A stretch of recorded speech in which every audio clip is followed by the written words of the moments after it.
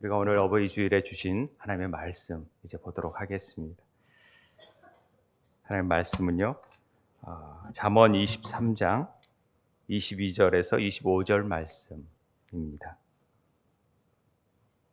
잠언 23장 22절에서 25절 우리 한 목소리로 읽도록 하겠습니다.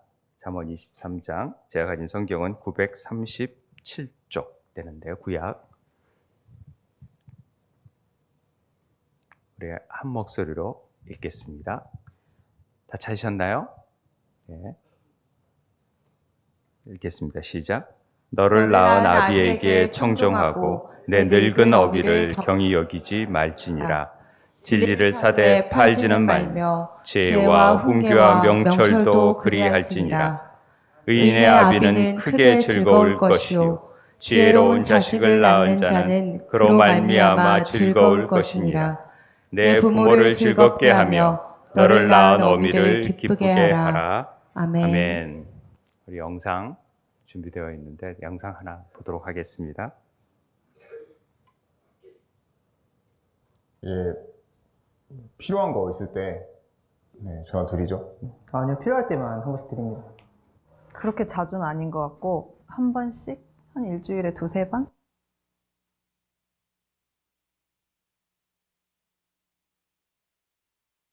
왜? 아빠, 바쁘나? 아니, 일 다 끝났어. 아빠, 나는 아빠한테 무슨 아들일까?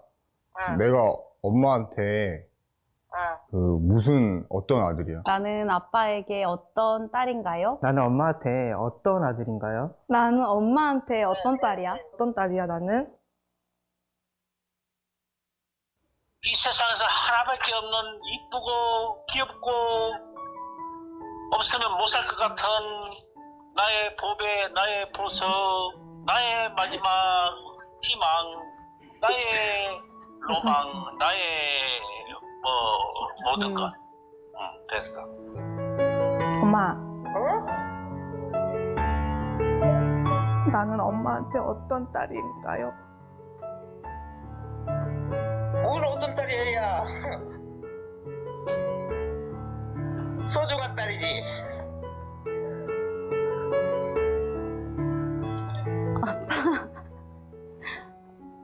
왜? 아빠 있잖아. 응.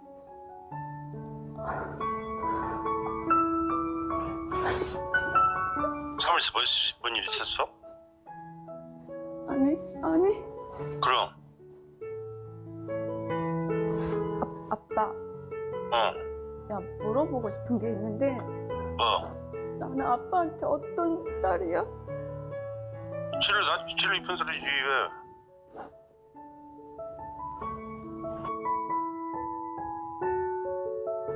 나는 다 사랑했다. 다 행복했다고. 진짜야. 거짓말. 아니야, 나는 그렇지 않아. 나를 키우면서 가장 행복했던 순간이 언제야? 솔직히 뭐 행복해. 니들 잘 크고 그러니까 행복해지. 나를 키우면서 가장 행복했던 순간이 있어? 당연히 있지. 항상 행복했어. 나 태어났을 지금까지? 때부터 지금까지? 항상 행복했어. 가끔 네가 속을 썩일 때는 좀 속상하기는 했지만 그래도 항상 행복해. 어디서 엄마가 너 같은 딸을 얻겠냐. 절대 힘들지 않았지. 나는 우리 아들이 있어서 행복했지. 지금도 우리 아들이 건강하니 잘하고 있으면 나는 그걸로 감사하게 생각하고 있지. 미안한 적 있지? 언젠데? 없이 살면서 니들 마음대로 못 먹이고 그런 것이 걸리지 뭐. 키울 때는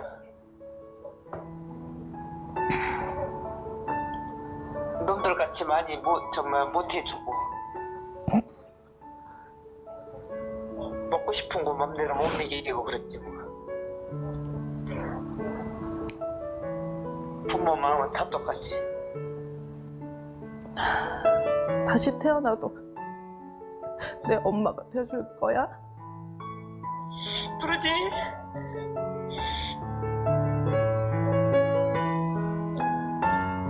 그럼 다시 태어나도 우리 아빠가 될 거야? 당연하지, 슬기서는. 근데 왜 그래? 이유가 뭐야? 그냥 갑자기 생각나서 물어보는 거야. 미쳤어. 내가 너를 지금 오지보다 더 이쁜지 알잖아. 그러면 엄마는 다시 태어나도 내 엄마로 태어날 거야? 그러지. 왜 그런 얘기 하는 거야? 오늘 갑자기? 그냥 엄마 생각났어.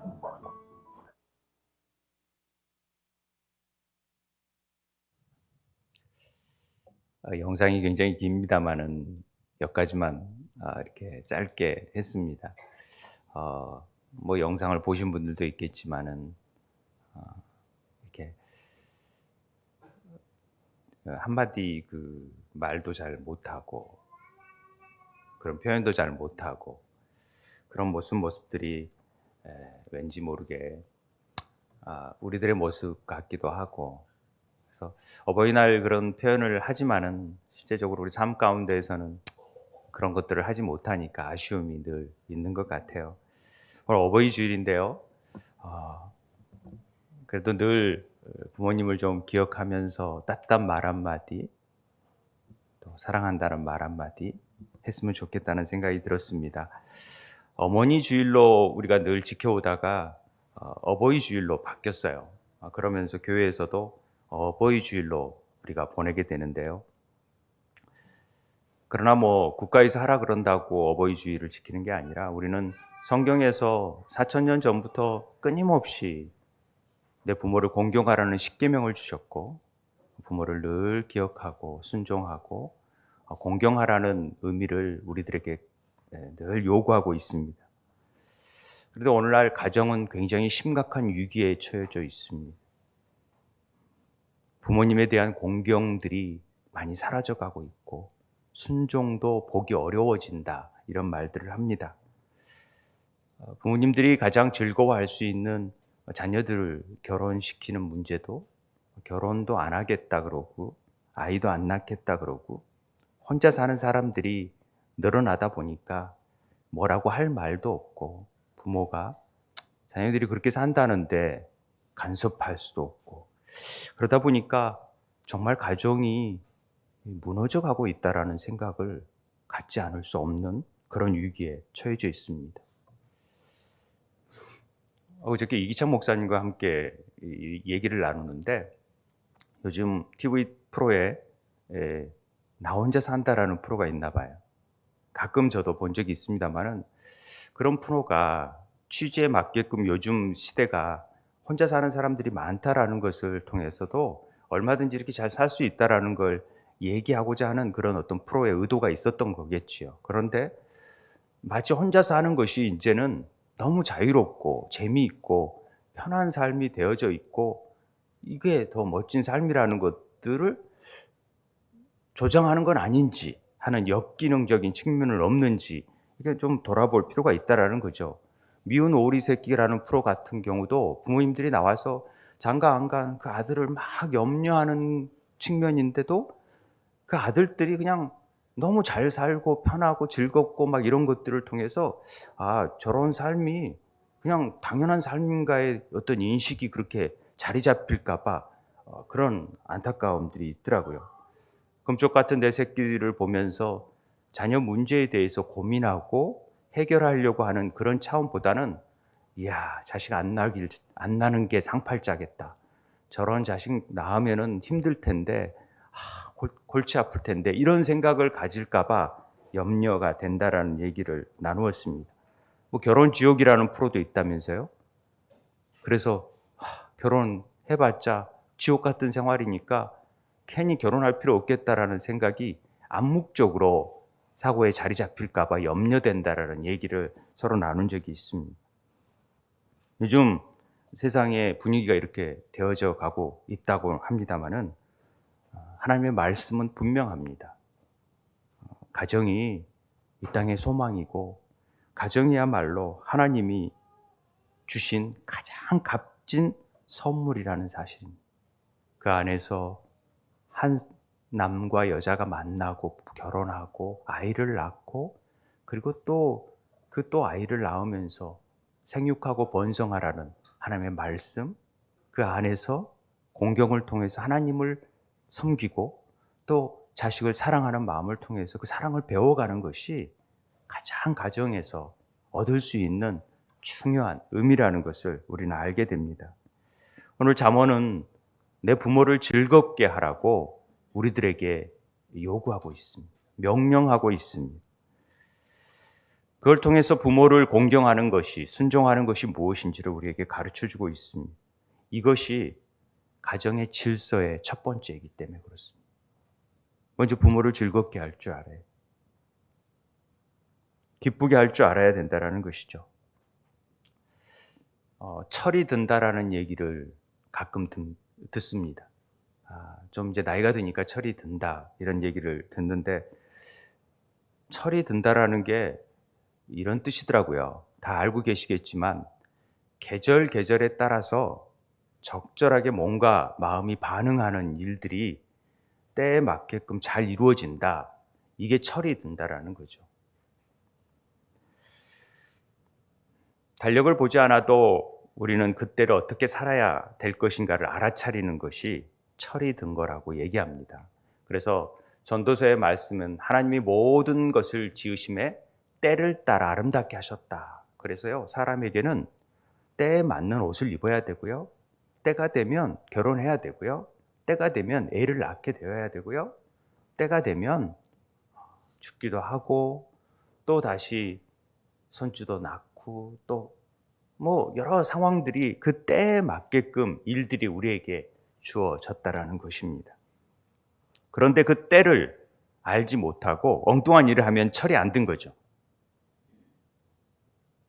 나에게 주어져 있는 인생의 때에 우리가 그 때를 잘 맞게끔 하려면 그 때에 맞게끔 잘 행동을 해야 된다는 얘기가 있습니다.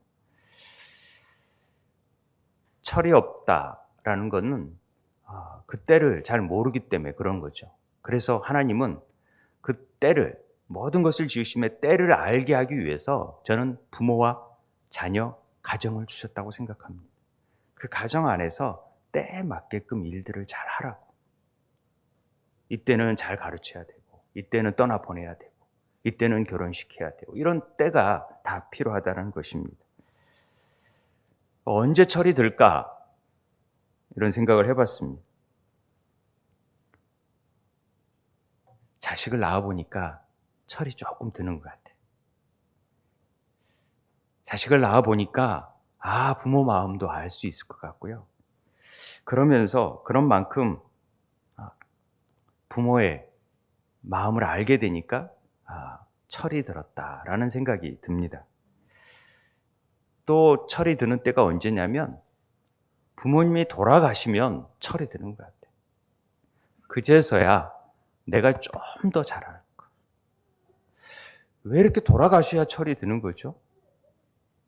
그리고 자식을 낳아봐야 철이 드는 거죠? 그 전에 철이 들면 안 되나요? 이런 아쉬움이 있습니다.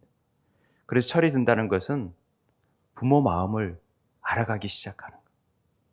부모의 은혜를 알아가기 시작하는 때가 철이 들었다, 이렇게 표현한다고 합니다. 신앙도 마찬가지죠. 신앙이 철이 드는 신앙인, 그런 것은 하나님의 마음을 알아가는 거예요. 하나님의 은혜를 알아가는 거예요. 그것이 하나님이 이럴 땐 아파하시겠구나, 이럴 땐 화나시겠구나, 이럴 땐 기뻐하시겠구나, 이걸 아는 것이 신앙에 있어서도 철이 든 때라고 말할 수 있습니다. 그래서 하나님을 기쁘시게 하는 것은 철이 든 신앙인의 모습이고요, 부모를 기쁘시게 하는 것은 철이 든 자녀의 모습일 것입니다.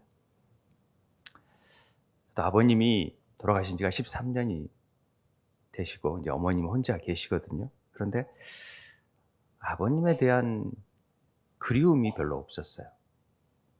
제가 막내고 또 아버님은 바쁘셨고 또 저는 공부한다고 올라와 버렸고 서울로 올라와서 많은 교류는 이제 어머님과 많이 교류를 하고 아버님과는 그냥 큰 교류가 없었지만은 이게 이제 자녀를 결혼을 시키고 또 아이를 가졌다 그러고 그러면 아버지가 굉장히 기뻐하셨겠구나. 이제 이러면서 아버지가 좀 그리움이 이렇게 생겨나더라고요. 아, 계셨더라면 참 이럴 때 기뻐하셨을 텐데. 그리고 이제 어머님을 생각하면 안타깝고 또 전라도 말로 좀 짠하다 이런 마음도 들고 잘 해드리지 못하고 자주 뵙지 못하니까의 아쉬움이 늘 있습니다. 지금도 내려가면 용돈을 막 주세요. 제가 굉장히 못 먹고 사는 줄 아세요. 그래가지고 쌀은 있는지 걱정이 된다고 이렇게 목회자들이 늘 이제 그렇게 어렵게 산다고 생각하시는지 용돈을 막 주세요. 그러니까 그런 부모님의 마음을 좀 아니까 철이 드는 것 같아요. 조금. 그래서 제가 기쁘게 받아요. 부모님이 기뻐하시니까.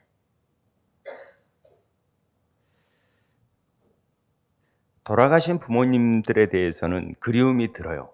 그런데 살아계신 부모님들은 마냥 그리움만 있는 건 아닌 것 같아요. 왜냐하면 감정이 얽혀 있잖아요. 살아계시기 때문에. 돌아가셨기 때문에 감정이 얽힐 일이 없어요. 돌아가셨기 때문에. 그냥 그리움만 있는 거죠.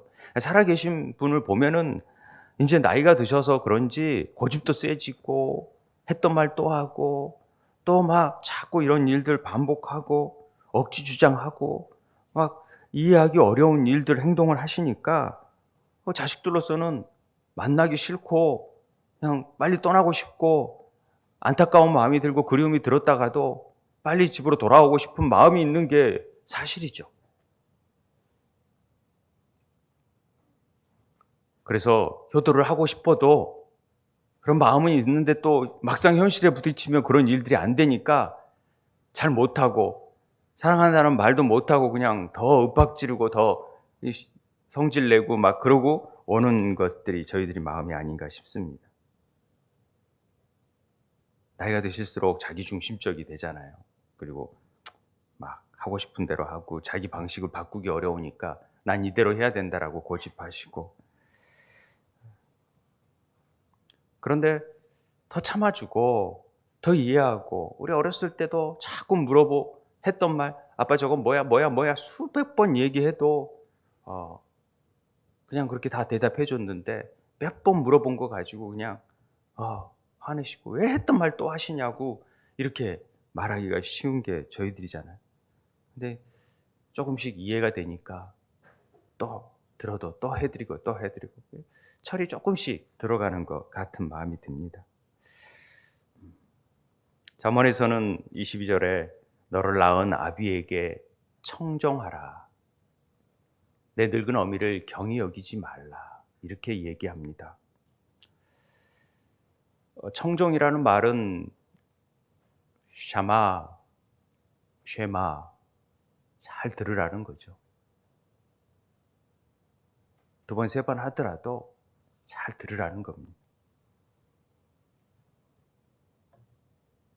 물론 엉뚱한 얘기를 하시고 세상 지식 가운데에서 잘 알지도 못하고 이해하지도 못하는 얘기들을 막 할 때도 있습니다만은 그분들의 삶의 지혜들 가운데에서 하는 말들을 잘 주의 있게 들어야 될 필요가 있습니다. 왜 부모에게 청정하라고 합니까?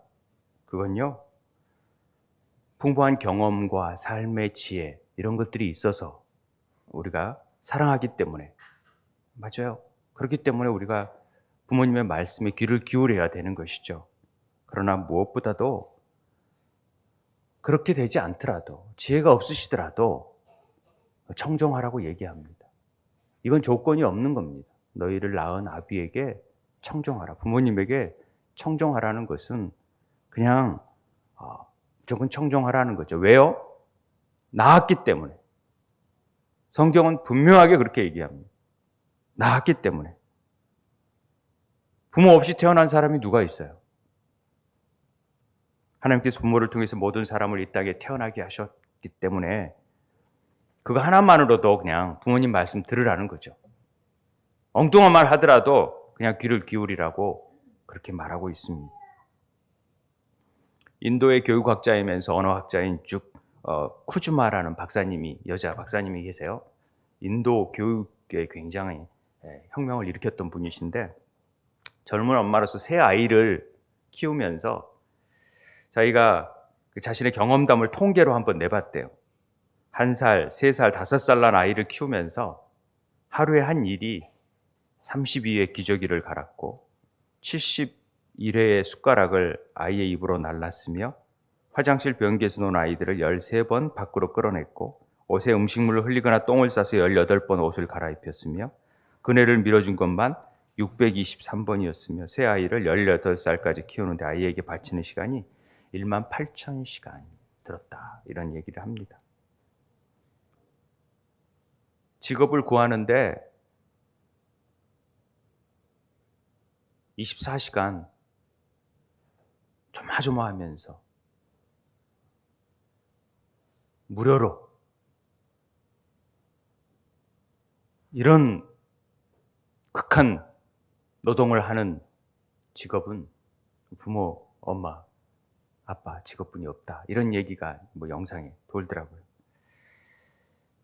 어느 어머니가 아침 식사를 준비하는데 주방으로 가다가 식탁에 놓여있는 쪽지를 발견했다고 합니다. 그 종이는 아들이 쓴 메모였는데 이번 주 아빠 구두 닦아드린 거 5,000원, 엄마 심부름 3번 한 거 3,000원, 쓰레기 2번 내다 버린 거 2,000원, 모두 합계 10,000원입니다 하고 적었더래요. 그래서 어머니가 웃으면서 그 메모를 아래 10,000원을 딱 올려놓고 답장을 써놨답니다. 너를 위해 몇 달 동안 뱃속에 데리고 다닌 건 무료. 그동안 먹히고 입히고 재워주고 키워주는 데 들어간 돈 무료. 내가 아플 때 밤새워 기도하고 눈물 흘린 것, 간호한 것 무료. 이외에도 너에 대한 나의 진정한 사랑까지 전부 무료 하고 적어놓고 했답니다. 그 아이가 이제 10,000원을 발견하고 쪽지도 발견하고 보면서 너무 부끄러웠던 거죠. 그래서 다시 10,000원을 넣고 이미 다 지불되었음. 그래서 10,000원을 되돌려드림. 엄마 사랑해 라는 쪽지로 이렇게 썼다라는 글이 있더라고요. 우리 자녀들이 사실 부모님께 빚진 자 아닙니까? 뭘 어떻게 갚을 수 있겠습니까? 그런데 조금 엉뚱한 말 한다고 그거 못 듣는다면 자식들은 도리겠습니까? 부모님 도움 없이 이 자리에 올 수 있었겠습니까? 천만에요. 그런데 부모님이 재산, 인격, 신앙, 사랑을 초월해서 낳아주셔서 여기까지 내가 키워주신 거, 내가 이렇게 서 있는 것 자체가 그냥 감사한 거죠. 변명이나 조건이 있을 수 없습니다. 그냥 나를 여기까지 있게 하신 분이 있기 때문에 우리는 그의 말씀을 청정해야 되고 그렇다라는 것이죠. 마음에 안 들어도 그냥 청정해야 됩니다. 그것이 하나님이 기뻐하시는 일이라고 얘기를 합니다. 그래서 부모의 말에 거역하는 일들이 없게 되길 바랍니다. 부모님에게 청정하라는 것은 하나님의 명령입니다. 그리고 부모를 경히 여기지 말래. 경히 여긴다라는 말은 히브리어로 부주인데 멸시하거나 모욕하거나 경멸하지 말라는 얘기를 하고 있습니다. 요즘 부모가 젊고 더 경제력이 있고 자녀들에게 도움이 되면은 부모를 업신 여기는 자녀들은 별로 없습니다. 어떻게든지 유산도 받아야 되고 도움을 받아야 되니까. 그러나 부모님이 나이가 들고 경제력이 없고 여러 가지 면에서 약해져 있고 그러면 도움은커녕 귀찮은 존재로 여길 때가 참 많다라는 것이죠. 그것이 무시하고 함부로 대하는 경우를 보게 됩니다. 매스컴에 자주 그렇게 등장하게 되죠. 그래서 부모 된 사람들은 내가 무시한다 하려면 돈이라도 있어야 되겠구나 이런 말을 하게 되는 시대가 되어졌습니다. 그러나 성경은 분명하게 얘기합니다. 부모님이 경제력이 있건 그러지 않건 무조건 나를 낳아주셨기 때문에 청정하고 경멸하지 말아라. 경몰히 여기지 말아라. 이런 얘기를 하고 있습니다. 다 자식 키우느라고 이렇게 재산도 날리고 사업하려다가 어려워지고 다 자녀들한테 좀 잘 해보려고 하셨던 거 아니겠습니까? 더 주고 싶었고 더 못해준 게 늘 마음의 아픔이죠. 부모님들이 나이가 드셨어도 그 지혜를 잘 갖도록 기도해 드려야 됩니다. 누님들이 굉장히 어머님한테 잘합니다. 저희 아들하고는 차원이 다르게 잘합니다. 그래서 딸을 낳아야 될 것 같아요. 딸이 없으면 참 힘들 것 같습니다. 저 경험을 보면 그렇습니다. 그런데 제가 이제 간혹 나주를 내려가다 보면 누님들이 어머님한테 하는 내용들을 보면은 가슴이 아플 때가 있어요. 너무 잘하세요. 너무 잘하시는데 그런 만큼 친정 부모님이라 그런지 몰라도 너무 함부로 말하세요. 그 어머님의 그 자존심을 상하게 하는 말들을 딸인지라 아마 며느리면 그렇게 얘기 안 할 텐데 그렇게 하는 것을 보게 돼요. 그럴 땐 속이 너무 안 좋아요. 근데 제가 뭐라고 말 못 하잖아요. 저는 가끔씩 와서 보는 모습이고 늘 매일 들락달락하면서 바라보는 딸의 마음을 어떻게 제가 누님의 마음을 이해할 수 있겠습니까? 감히 한마디도 못하죠. 그런데 가슴이 아파요. 그냥 들어주면 되고 조금 더 참아주면 되고 조금 엄마의 마음을 좀 이해해 줬으면 좋겠다 하는 때가 있다라는 것입니다. 그런데 이제 그러지 못하고 있는 것을 보면은 좀 아쉬움이 있죠.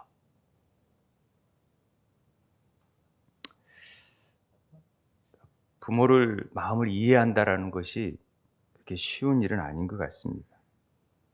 그러나 경히 여겨서는 안 됩니다. 그분의 삶의 지혜들이 있고 살아온 과정이 있기 때문에 함부로 해서는 안 됩니다. 신명기에서는 아주 심각하게 부모를 경홀히 여기는 자는 저주를 받을 것이라 말씀이 하나님. 모든 백성은 아멘 할지어다. 아멘 하십시오. 네, 아멘. 부모를 경홀히 여기는 일들이 없도록 해야 됩니다. 그래서 부모님의 즐거움이 뭘까? 이 부분에 대한 부분을 얘기하고 싶습니다. 의인의 아비는 크게 즐거울 것이요 지혜로운 자식을 낳는 자는 그로 말미암아 즐거울 것이니라 이렇게 얘기합니다. 정말 부모의 즐거움이 뭘까? 이건 내 자식이 의인이 되는 것. 내 자식이 지혜로운 자가 되는 것입니다. 그래야 마음이 즐거운 것이죠. 진짜 즐거움이 되는 것입니다. 그래야 부모에게 효도하는 셈이 된다니까요. 세상 기준으로 보면은 잘 알지 못하고 깨닫지 못합니다. 이 즐거움을 정말 어떻게 알 수 있을까요? 의인으로 산다, 지혜롭게 산다라는 것이 어떤 것입니까? 하나님 말씀 안에서 잘 살아가는 것입니다. 순종하며 사는 것입니다. 하나님 잘 믿고 하나님 잘 순종하며 살면은 그가 하나님과 올바른 관계에 맺으면 그가 의인이라고 칭함을 받고요. 그가 잘 하나님 말씀에 순종하고 잘 들으면 지혜로운 자가 되는 것입니다. 그러므로 최고의 효도는 하나님 앞에 인정받고 합당 여김을 받고 신앙생활 잘하는 것이라는 것이죠. 그게 부모 마음을 즐겁게 하는 일이다 라고 얘기합니다. 전적으로 하나님을 잘 믿는 자가 하나님을 기쁘게 하는 거예요. 그래서 뭐 용돈 주고 많이 드려야지 부모를 기쁘게 한다고 생각하기 쉬워요. 그리고 내가 출세해야 기뻐. 물론 그것도 단편적인 기쁨이 될 수 있어요. 돈도 즐거울 수 있어요. 제일 1위가 용돈이잖아요. 부모를 기쁘게 할 순위 1위. 현금. 여행 들이면 좋아할 거라고 생각하고. 그러나 정말 그것은 단편적인 삶이죠. 한 가정에서 한평생 시골에서 지낸 부모님 칠순을 보내기 위해서 6자녀가 모여 있는데 환갑 때 잘 못 해드렸으니까 조금 이렇게 여행이라도 좀 보내드리면 좋겠다고 생각을 하고 제주도 여행이라도 보내드리려고 계획을 짰더니 부모님이 싫다라는 거예요. 어머님, 무슨 여행이냐? 난 싫다. 그럼 어떻게 하면 좋습니까?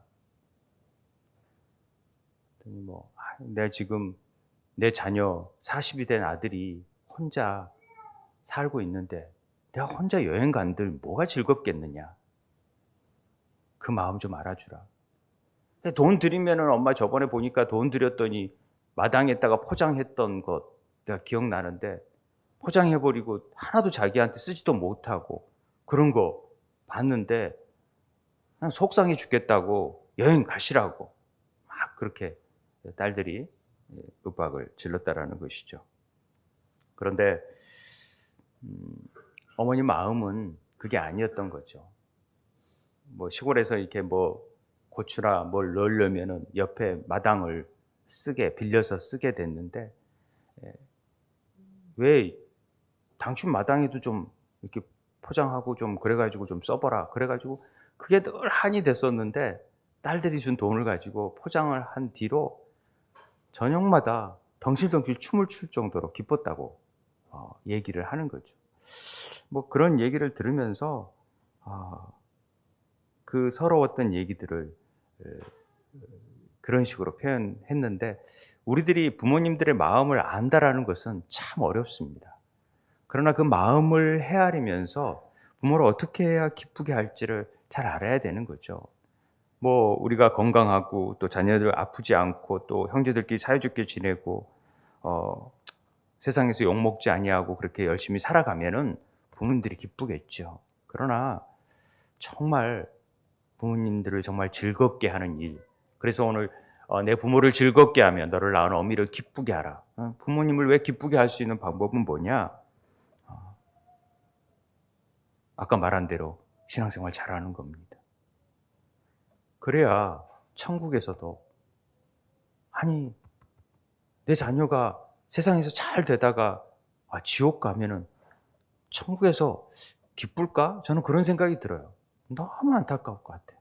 아쉬울 것 같아요. 그리고 천국에 있는 동안에도 내내 그게 마음 걸릴 것 같아요. 부자와 나사로처럼 내가 가서 말해줄 수 있게끔 좀 나에게 좀 기회를 좀 달라고 부자가 그렇게 얘기하자. 내 자녀들한테 좀 예수 잘 믿고 살게끔 하려고 말해주고 싶다고 말할 정도로. 그러나 많은 선지자가 보내고 많은 사람들이 보냈는데도 깨닫지 못하잖아요. 알지 못해요. 하나님의 은혜가 있지 않으면.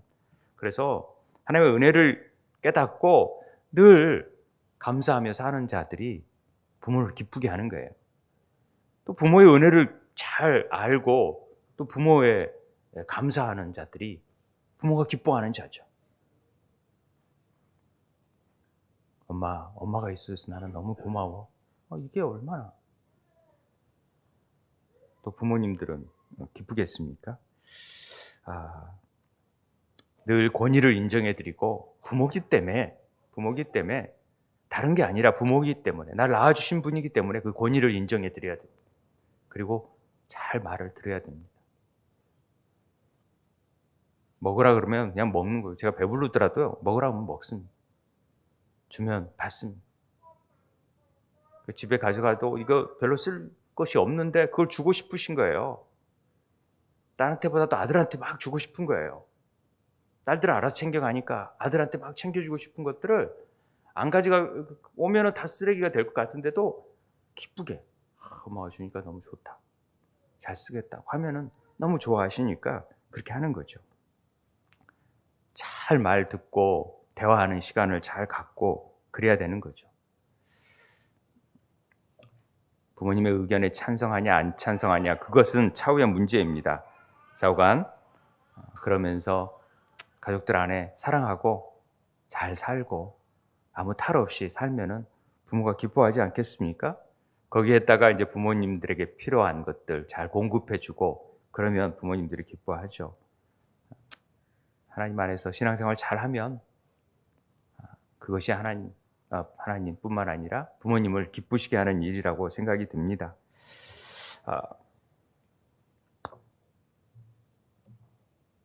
자기의 논리와 자기의 생각대로 행하지 말고 내가 이것이 옳다라고 생각하지 말고 부모님의 뜻이 어떠한지를 한 번만 더 생각해 보고 잘 생각해 봤어서 왜 저런 생각을 하셨고 왜 저런 행동을 하시구나라는 것들만 이해하고 그렇게 나아가면 우리가 하나님의 마음도 저런 상황에서 저렇게 하셨겠구나. 그러니까 저렇게 명령하셨겠구나. 이게 우리가 성경을 보는 이유 아닙니까? 하나님의 마음을 잘 알아서 그 마음대로 행동하려고 애써가는 것, 이것이 중요한 일이라는 것입니다.